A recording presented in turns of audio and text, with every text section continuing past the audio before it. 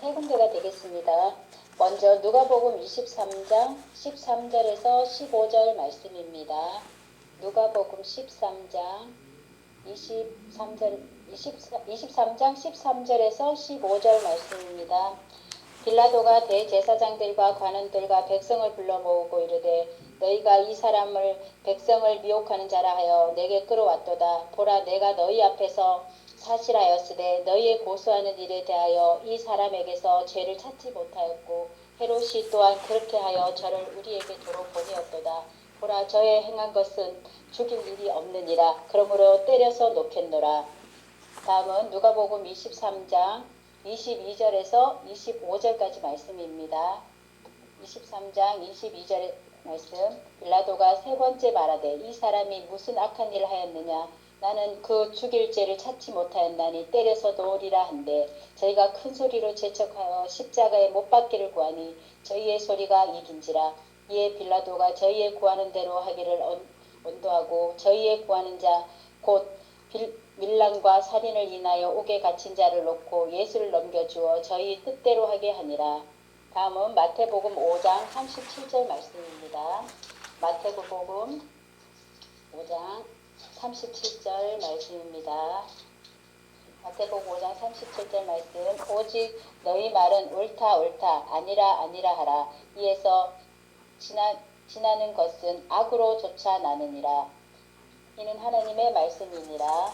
오늘 제목은 옳으면 옳다 아니면 아니라 하라. 홍성희 목사님 말씀 주실 때 크신 은혜 받으시기 바랍니다. 예, 감사합니다. 오늘 제목이 옳으면 옳다 아니면 아니라 하라. 이 제목 가지고 우리 사대교구 여성교회 원래에 이 시간에 같이 은혜를 나누도록 하겠습니다. 이 얘기를 이 설교 말씀을 들으실 때 흐름적으로 이렇게 얘기를 하니까요. 쭉 흐름을 들으시다가 그 안에 어떤 요점만 있으면은 요점을 정리해 가시면서 들으시면은 아마 전체적으로 이해하는 데 아마 도움이 되실 겁니다. 자, 오늘 상황은 빌라도가 예수님을 심판하기 위해서 재판하기 위해서 벌어지는 상황입니다. 이 상황이 당시 사회적인 배경과 정치적인 배경, 성경은요, 인간의 역사를 바탕으로 해서 기록된 책입니다. 그렇기 때문에 당시의 역사적인 배경과 문화, 사회를 알아야지만 성경을 깊이 이해할 수 있고 깨닫는데 몇 배의 도움이 됩니다. 이따 설교 도중에 당시의 상황도 설명을 드리겠습니다. 우리말 중에 우유부단이란 말이 있죠. 이걸 사전적 의미를 찾아보니까 어물어물 망설이기만 하고 결단성이 없는 것을 이르는 말이라고 합니다. 이러한 사람을 우리는 우유부단한 사람 이렇게 얘기를 하죠. 아무런 죄가 없음을 알고도 예수님을 십자가에 못 박게 내어준 빌라도가 그러한 사람 중에 한 사람이었습니다. 오늘 본문의 23장 22절에 보면은 빌라도가 말하기를 너희가 고소하는 일에 대하여 이 사람에게서 죄를 찾지 못했다고 분명히 얘기를 하고 있거든요. 빌라도뿐만 아니라 당시 헤롯 왕 역시 예수님의 죄를 찾지 못했다고 오늘 본문 14절에는 분명히 말씀하고 있습니다. 그러면서 누가복음 23장 12절 말씀이죠. 역시 오늘 본문인데 빌라도와 헤롯은 원수지간이었지만 당일에는 서로 친구가 되었다라고 기록하고 있습니다. 여기서는 또 유유상종이에요. 같은 끼리끼리 모인다고. 자, 예수님은 주 29년 니산월이죠. 종교력입니다. 니산월 13일 제3시 그러니까 오전 9시에 십자가에 달리셨습니다. 마가복음 15장 25절과 요한복음 19장 31절에 기록되어 있죠. 오늘 본문은 예수님이 십자가에 달리시기 바로 몇 시간 전 새벽에 일어난 상황입니다. 그러면 당시 시대 상황을 먼저 좀 살펴보도록 할까요?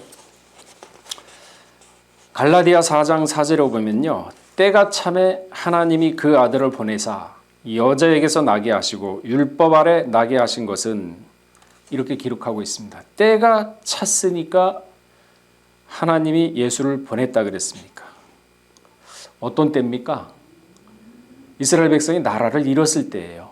나라라는 것은 국민과 땅과 주권이 있어야, 이 세 가지 요소를 갖출 수 있고 있어야 나라라고 할 수가 있는데, 이스라엘 백성은 당시 땅은 있었고 주권은 로마 나라에 속해 있었습니다. 백성이야 물론 있었죠. 그러니까 나라라고 할 수 없는 로마의 식민지 상황이었습니다. 그리고 로마의 총독 아래 있었던 시대였었죠. 로마에게 세금을 바치고 재판권도 없고 당연히 군대를 가질 수도 없고 외교권도 없는 껍데기만 나라였던 것입니다. 이러한 시대에 하나님은 예수님을 보냈다고 했어요. 식민지배 시대에 때가 참에 예수님이 나타나신 겁니다. 사람의 생각으로는 이해할 수가 없죠. 우주 만물을 창조하시고 그리고 바벨론의 느부갓네살과 메데바사의 고레스를 들어서 열국을 움직이시는 하나님이 구속사의 뜻에 맞게 이 열국들을 움직이시는 세계사를 주관하시는 하나님의 능력이 안 돼서 이스라엘 백성이, 이스라엘 나라가 로마 식민지 상에 처해 있을 때 예수를 보냈겠습니까? 이유가 없겠습니까? 예, 요거는 오늘 주제가 아니니까 여기까지만 하고 나중에 살펴보기로 하고요.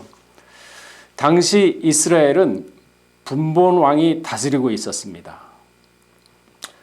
예수님이 태어날 당시에는 대헤롯이라 불리는 왕이 유대 지역을 통치하고 있었죠. 대헤롯은 주전 37년부터 주전 4년까지 이스라엘 지방을 다스렸던 사람입니다.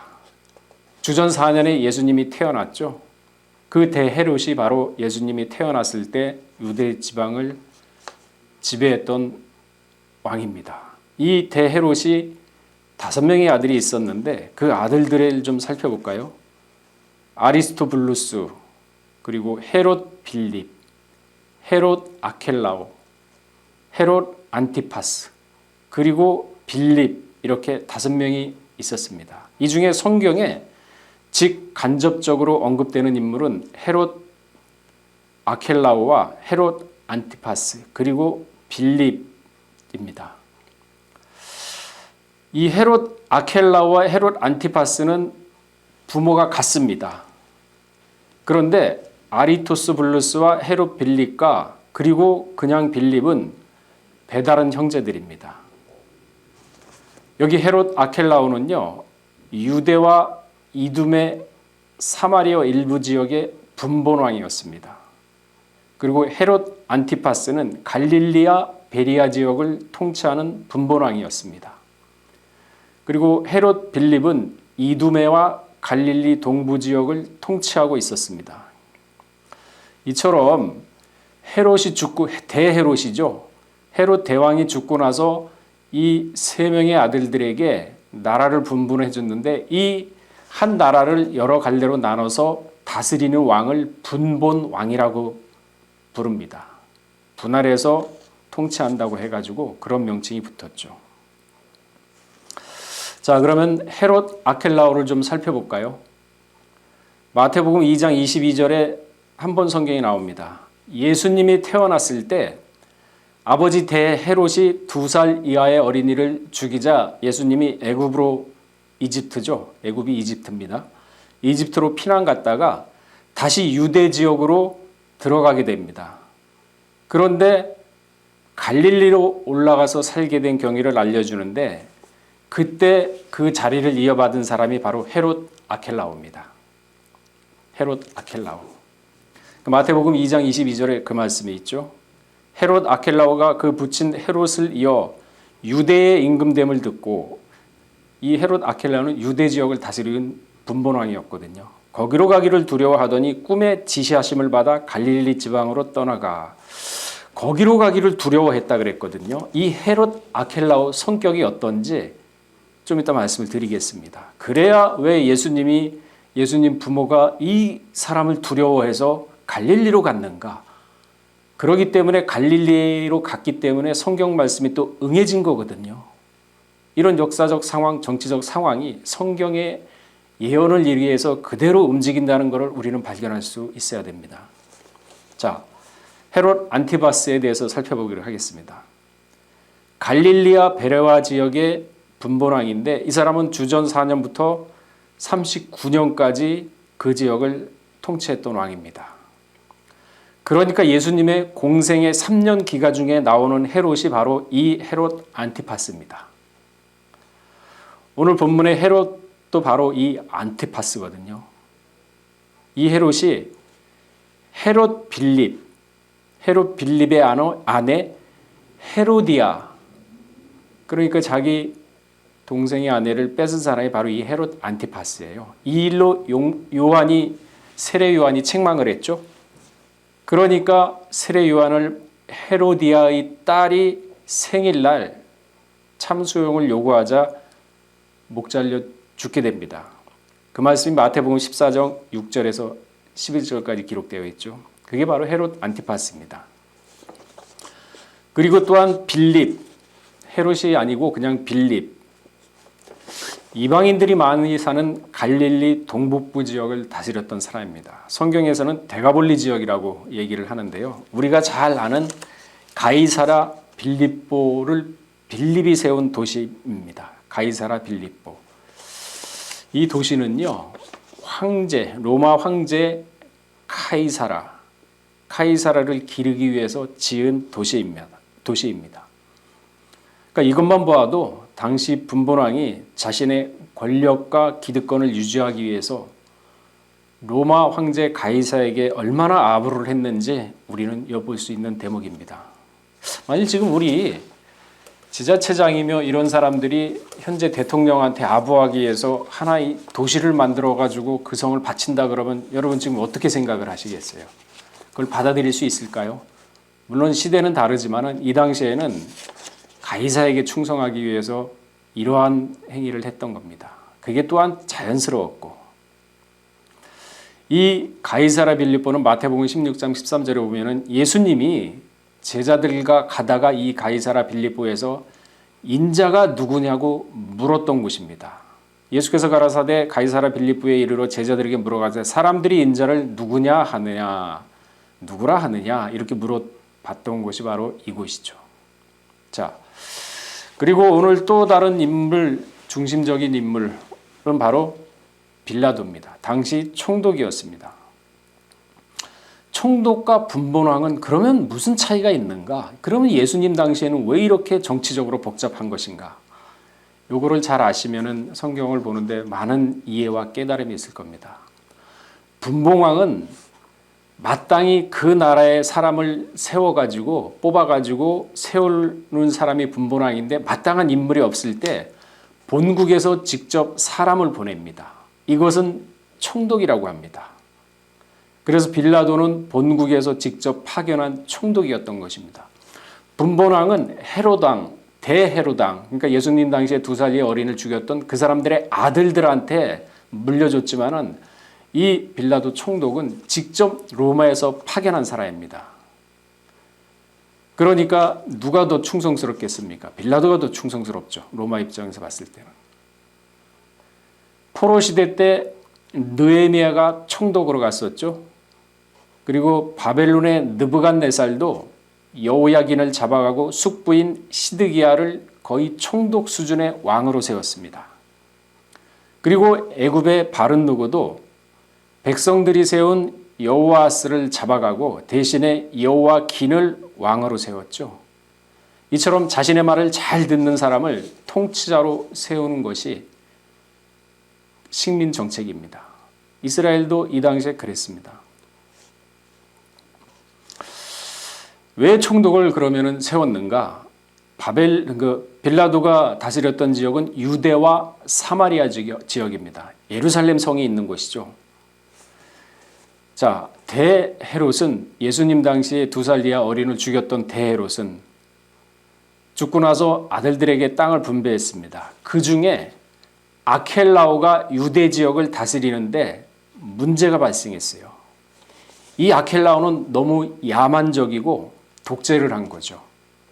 그래서 로마 황제는 식민 지역을 제발 그러지 마라. 좀 따뜻하게 유화 정책으로 다스리라고 했는데 아켈라오는 그러지 못했습니다. 강압적이었습니다. 그래서 백성들이 드디어 폭동을 일으킵니다. 그래서 아켈라오는 그때 당시 군대를 풀어가지고 백성들 3,000명가량을 죽입니다. 이게 바로 예수님이 태어난 지 며칠 안 됐을 때의 상황이에요. 이 일로 인해서 유대 지역은 이제 완전히 혼란에 빠지게 되죠. 걷잡을 수 없습니다. 시간이 지날수록 혼란을 더 가중하게 됩니다. 그래서 로마가 직접 개입을 해서 이제 사태를 진정시키게 되죠. 그리고 아켈라오는 로마로 송환합니다. 너 올라와. 너 거기 필요 없다. 너 있으면 안 되겠다 해가지고 로마로 송환합니다. 그래서 어디로 추방하느냐? 골지방, 지금의 프랑스 지방으로 추방해버립니다. 그래서 유다와 사마리아 지역은 이제는 로마에서 직접 총독을 파견하게 됩니다.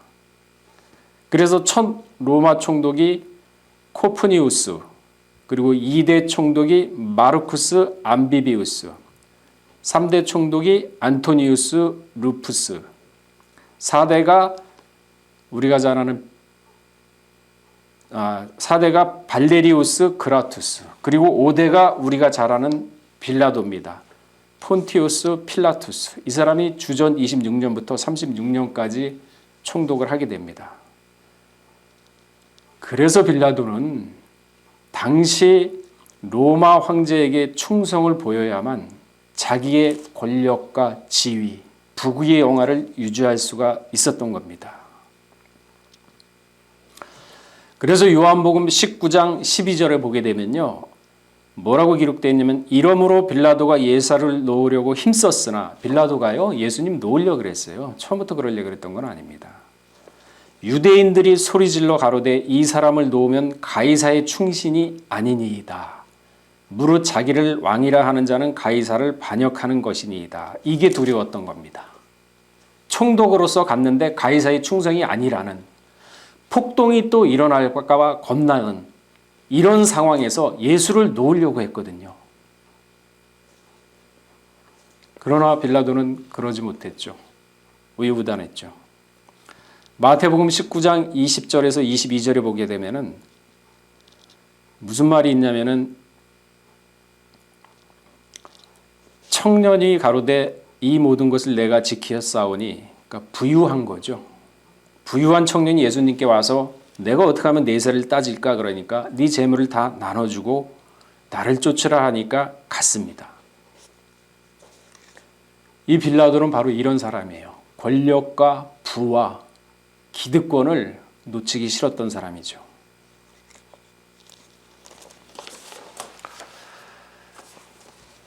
총독의 관저는 가이사랴에 있었는데 예수님을 재판했던 본디오 빌라도는 마침 유월절이기 때문에 사람이 많이 모이지 않습니까? 유월절에는 수백만 명이 모이죠. 소동을 염려해서 또 폭동이 일어날까 봐 염려를 해가지고 예루살렘 성 안에 총독의 관저가 또 있었습니다. 그리고 그곳에는 1000명가량의 군사가 지키고 있었죠. 그리고 헤롯 안티파스도 같은 이유로 예루살렘 성 안에 있었습니다. 보세요. 빌라도는 유대 지역이고 헤롯 지역은 베레아 지역, 갈릴리 지역이었습니다. 그러면 분명히 거리가 떨어져 있거든요. 수십 킬로가 떨어져 있었어요. 그런데 6월절이기 때문에 두 사람이 다 폭동을 염려해가지고, 왜? 폭동으로 인해서 아켈라오가 추방당한 걸 봤거든요. 그리고 폭동으로 인해서 빌라도도 총독으로 임명된 것을 이 사람들은 알고 있는 거죠. 이러한 정치적 배경 때문에 6월절에는 사람들이 많이 모이고, 그리고 유대인들은 굉장히 배타적입니다. 그래서 로마의 지배에 대해서 굉장히 싫어합니다. 거부감을 표출해내고 드러냅니다. 그래서 폭동이 일어날 것을 대비해가지고 빌라도도 6월절 날 예루살렘 성에 있었고, 그리고 헤롯도 예루살렘 성에 있었습니다. 그 예루살렘 성 관저가 있었는데 그곳에 이제 빌라도가 있었던 거죠. 그래서 예수님이 짧은 시간 안에 헤롯한테도 왔고 빌라도한테도 왔다 갔다 할 수 있었던 겁니다. 두 왕이 다 유월절 때문에 거기에 있었기 때문에. 그게 누가복음 23장 6절에서 7절에 그 말씀이 있죠. 빌라도가 듣고 묻되 가로되 갈릴리 사람이 아니냐. 갈릴리 수족은 누군가요? 헤롯이죠. 그러니까 헤롯 광활에 속한 줄을 알고 헤롯에게 보내니 때에 헤롯이 예루살렘에 있었더라. 유월절이기 때문에 폭동 때문에 예루살렘에 머물고 있었죠. 로마 총독은요. 그러니까 이 빌라도 총독은 가이사랴에 머문다고 아까 말씀을 드렸죠. 거기에 영체가 있습니다. 때문에 바울이 예루살렘에서 체포되는 장면이 나오죠. 사도행전 23장 25절에서 31절. 그래서 가이사랴로 후송됐던 겁니다. 그때는 유월절이 아니니까 평상시에는 가이사랴로 머물죠. 자, 이러한 정치적 상황 때문에 예수님이 짧은 시간 안에 분봉왕 헤롯에게도 갔고 빌라도에게도 갈 수도 있었는데 그 원인이 바로 폭동. 그 폭동으로 그 전임 왕인 아켈라오가 폭동으로 3,000명을 죽이자 이제는 저 사람은 너무 포악해서 안 되겠다. 그런 포악성 때문에 예수님이 예루살렘으로 가기를 거부하고 갈릴리로 갔던 겁니다. 이 아켈라오 무서운 폭정 때문에. 그래서 빌라도가 예루살렘에 총독으로 갔었고 유월절 날이었었고 그러니까 두 왕이 동시에 예루살렘 성에 있었고 그러니까 예수님이 짧은 시간 안에 왔다 갔다 하면서 재판을 받을 수가 있었던 이러한 정치적 배경이 있었습니다. 자, 다시 돌아와서 빌라도는 권력과 기득권에 사로잡힌 자였습니다. 사실 빌라도 초기에는 예수님에 대해서 적대적인 입장을 취한 것은 아닙니다. 그러한 사실은 빌라도 보고서라는 게 있습니다. 빌라도 보고서. 이 빌라도 보고서는 메시아 시대 때 작성된 건데 그때 만들어진 공문서입니다. 지금은 이제 터키 성 소피아 사원에 소장되어 있습니다. 50권으로 되어 있고 각 권이 한 60에서 120cm 가로 세로 그 정도로 되어 있는 보고서라고 합니다. 누가복음 3장 1절에 보면은 이 빌라도 보고서를 로마 황제에게 보냅니다. 빌라도가. 그 말씀이 누가복음 3장 1절에 있죠. 그 내용에는 빌라도가 예수에 대한 사건을 너무나고 독특하고 우리 로마의 나라 운명까지도 변하게 할 수 있는 아주 중대한 사건으로 판단하고 있었습니다. 그 보고서에 따르면요. 빌라도는 길을 가다가 예수님의 설교를 들은 적이 있다고 합니다. 물론 자신이 직접 들은 건 아니고 자기 부관인 말류스라는 사람을 시켜서 군중 속에 섞여 들어가가지고 듣게 했습니다. 그리고 말류스가 들은 얘기를 전해 들었는데 그 전해 들은 빌라도가 말하기를 지금까지 자신이 읽어본 그 어떤 철학 작품과 예수님의 말과는 비교될 수 없다고 고백을 하고 있습니다. 당시 예루살렘은 굉장히 폭동을 일으킬 만큼 적대적이었죠. 그리고 이러한 적대적인 분위기는 로마에게 세금 걷는 세리장에게 완전 악감정을 가지고 있는 걸로 표출이 됐습니다. 마태복음 9장 11절에 보면 바리새인들이 보고 그 제자들에게 이르되 어찌하여 선생을 세리와 죄인들과 함께 잡수시느냐. 당시 세리는요. 죄인 취급했고 창녀하고 같이 취급했습니다. 거의 매국노 수준이었어요. 그 말씀이 누가복음 2장 15절에도 있고 누가복음 19장 5절에서 7절 그 말씀이 있지 않습니까? 이러한 세리하고 같이 밥 먹는 예수님을 참 못마땅하게 생각하고 예수님도 같은 죄인으로 취급을 하버린 게 당시의 분위기였습니다. 그런데 예수님이 삭개오하고 같이 밥 먹고 아브라함이 너의 조상이라고 얘기하니까 예수님이 곱게 보이겠습니까? 절대 곱게 안 보이죠. 그런데 이러한 예수님이 적대적인 유대인과 다르게 그때 당시 이 말류스가 들었던 예수님의 설교 내용이 그거였던 것 같아요. 이 빌라도에 보고서 보니까 가이사에게 세를 바치는 것이 옳은 것인가? 아니면은 틀린 것인가? 그러면 당시 유대인 같으면 절대 바치지 마라 이렇게 했을 텐데 예수님은 그러지 않았거든요. 동전을 꺼내봐라. 가이사 거는 가이사에게 바치고 하나님 거는 하나님에게 바치라 그랬거든요. 빌라도는 거기에 대해서 저렇게 관용적이고 저렇게 숭고한 정신을 가지고 있는 사람이 어디 있는가. 그러니까 빌라도도 보통 사람은 아니었어요. 그리고 지난 3년 동안 예수님을 갖다가 빌라도는 쭉 지켜봐 왔습니다. 그러면서 빌라도가 3년이 지난 시점에 뭐라고 보고서라고 썼냐면은 이 예수님의 가르치는 말씀은 이 숭고하고 너무 관용적이기 때문에 나중에는 로마를 붕괴시킬 수 있다 이렇게 보고서에 씁니다. 그러면서 예수님으로 인해서 폭동이 날 것을 염려해서 예수님한테 한번 봅시다 하면서 예수님을 초청을 합니다. 그때 예수님이 빌라도의 접견실에 왔는데 그때의 빌라도가 상황과 감정을 이 보고서에는 뭐라고 기록을 하고 있느냐. 그가 예수님을 접견실에서 처음 보았을 때 자기는 손발이 마치 쇠덩이처럼 묶여가지고 꼼짝할 수 없었고 자신의 몸은 마치 사형수처럼 떨고 있었다고 고백을 하고 있습니다. 예수님을 존경과 두려움으로 응시하고 있다는 기록이죠. 빌라도는 3년 동안 예수님이 온 유대 지방을 돌아다니면서 설교를 하는 것을 허락을 했습니다. 무언으로 허락을 한 거죠. 배려를 해주었던 겁니다. 거기에 대해서도 후회하지 않는다고 보고서는 얘기를 하고 있습니다. 이처럼 빌라도는 우리가 아는 것처럼 적대적인 입장을 취했던 것은 아닙니다.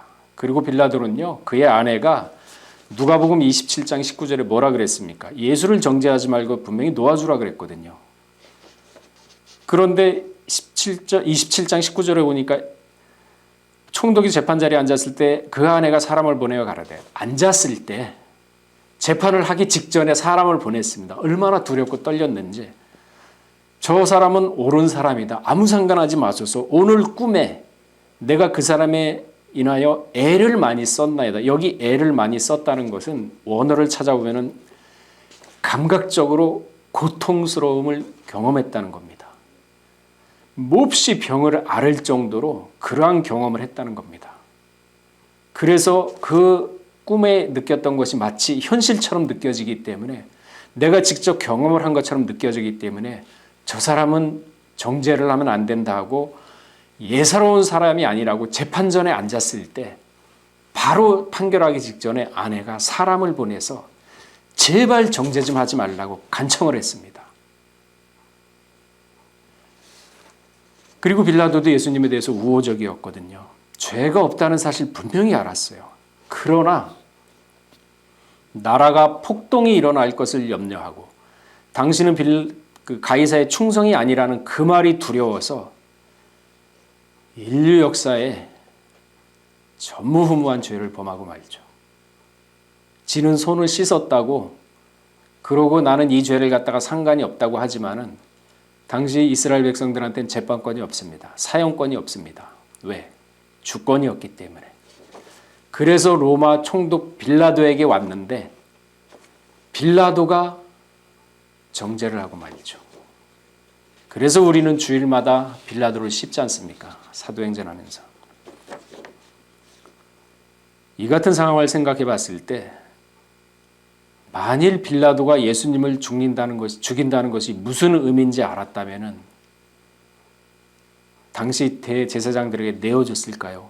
당시 종교 지도자들이 예수님을 죽인다는 게 어떤 의미인지 알았다면 내어줬을까요? 안 내어줬죠. 그래서 고린도전서 2장 6절에서 8절은 뭐라고 얘기하고 있습니까? 우리가 온전한 중에 지혜를 말하노니 이는 이 세상의 지혜가 아니요 또 이 세상에 없어질 관원의 지혜도 아니요 오직 비밀한 가운데 있는 하나님의 지혜를 말하는 것이니 곧 감추었던 것인데 하나님이 우리의 영광을 위하여 만세전에 미리 정하신 것이라. 이 지혜는 이 세대의 관원이 하나도 알지 못하였나니 만일 알았다면 영광의 주를 십자가에 못 박지 아니하였으리라. 당시 종교 지도자들은요, 시기와 질투로 예수님을 십자가에 못 박았습니다. 그러니까 예수님이 하나님의 아들이라는 것을 시기와 질투의 눈으로 가렸기 때문에 못 봤죠. 빌라도는 자신의 권력과 자신의 기득권 때문에 예수님을 십자가에 못 박았습니다. 그 기득권과 권력, 가이사의 충신이 아니라는 이 말에 눈이 멀어가지고 예수님을 십자가에 못 박게 내어줬습니다. 마가복음 4장 12절에 보면요. 이는 저희로 보아도 알지 못하고 듣기는 들어도 깨닫지 못하게 한다 그랬어요. 보아도 알지 못해요. 듣긴 들어도 깨닫지 못하게 만들어버렸습니다. 당시 상황은요. 못 믿게 만들어버렸어요. 하나님이. 그렇다면 오늘 이렇게 우리가 옳으면 옳다 아니면 아니라는 제목으로 잠깐 말씀을 나눠봤는데요. 우리는 그러면 지금 이 세상을 살아가면서 무엇으로 예수님을 십자가에 못 박고 있지는 않습니까? 가시밭, 돌밭, 생활의 염려로 우리가 이 세상에 적당히 동화되면서 짝하면서 살아가면서 예수님을 십자가에 못 박지는 않습니까? 예수님 오늘 뭐라 그랬습니까? 옳으면 옳고 아니면 아니라 하라. 이에 지나는 것이 죄라 그랬거든요. 우리의 신앙 자세가 지금 어떻습니까? 한쪽 발은 세상, 한쪽 발은 신앙. 그러진 않습니까? 마치 빌라도처럼 기득권을 위해서. 누가복음 12장 31절에는요. 뭐라고 얘기했습니까? 오직 너희는 그의 나라를 구하라. 그리하면 이런 것들을 너희에게 더한다 그랬습니다. 그의 나라를 먼저 구하라 그랬습니다. 그러면은 우리의 삶이 만사 형통으로 인도해주고 우리의 계획하는 모든 것들이 다 이루어지게 해준다고 하는데 그러면 100% 믿겠습니까? 말씀을 의지하면서 100% 말씀대로 살고 있습니까? 그렇지 않으면 예수를 십자가에 못 박는 거죠. 우유부단함, 그거를 원하는 건 아닙니다. 옳으면 옳고 아니면 아니라. 이제는 우리가 우리의 신앙을 2021년도에는 정립을 다시 한번 해봐야 됩니다. 옳으면 옳고 아니면 아니라. 이에 지나는 것이 죄라. 그리고 너희의 보화를 하늘나라에 두어라. 신앙의 결단이 있어야 됩니다. 마치 다니엘처럼. 그러한 단호함이 있어야 힘들고 어려울 때도 능히 이겨낼 수 있으며 마지막 심판날에도 하나님의 도움을 받고 사비부의 도움을 받을 수가 있죠. 적당히 한쪽에 치우치고 적당히 이쪽에 치우치고 차지도 않고 덮지도 않는 신앙 도움 못 받습니다. 외윤회강이라고 하죠. 겉으로는 단호하지만 내면은 모세처럼 온유한 성품. 지금 이 시대를 사는 우리에게 필요한 신앙의 성품이 아닌가 우리 이 시간에 잠깐 생각해 보았습니다. 우리 잠깐 기도하겠습니다. 살아임하신 하나님 아버지, 이렇게 빌라를 통해서 당시 그에 처했던 정치적 상황과 그가 가지고 있었던 많은 소유들, 권력과 재물과 기득권들, 그것들을 놓치지 않기 위해서 예수 그리스도를 정죄하는 우를 범하는, 그리하여 인류사의 전무후무한 죄를 범하는 빌라도, 설사 그것을 2000년 전에 막연한 빌라도라고 생각하고 지금 우리에게는 그런 마음이 없나 하면서 나태함으로 신앙생활을 하고 있지 않나, 이 시간에 점검하는 시간이 될 수 있도록 은혜를 허락하여 주시옵소서. 저희 힘으로는 할 수가 없습니다. 저희의 부족함은 넉넉함으로 채워주시옵고 저희의 나약함은 강인함으로 채워주시옵고 저희가 막연히 하나님을 믿는 것이 아니라 이제는 눈으로 보고 말씀으로 깨닫고 마음 가운데 말씀을 모시면서 체험적인 예수, 체험적인 신앙을 하는 우리 4대 교구 성도님들, 아니 나가서 평강의 제일 성도님들 다 될 수 있도록 은혜 허락하여 주시옵소서. 오늘 하루도 주의 것입니다. 이 하루를 주의 은혜 가운데서 좌우로 치우치지 않고 말씀으로 승리하는 하루의 삶이 될 수 있도록 은혜 허락하여 주시옵시며 모든 말씀 빌고 나올 때 존귀하신 예수 그리스도 받들어 감사하며 기도를 드렸사옵나이다. 아멘.